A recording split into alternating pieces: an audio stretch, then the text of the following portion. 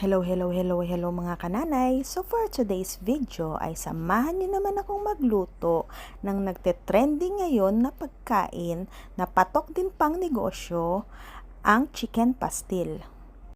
By the way nga pala mga kananay, ito palang recipe na to ay originally from Mindanao. Wala lang, nabasa ko lang habang nagre-research ako tungkol sa pagluluto ng pagkain na to.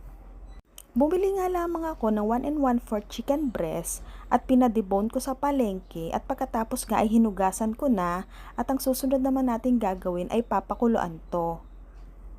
Pakuluan lang natin ng mga ilang minuto at tanggalin na natin yung mga madudumi na lumulutang dyan. Napakasimple lang naman ng recipe na to.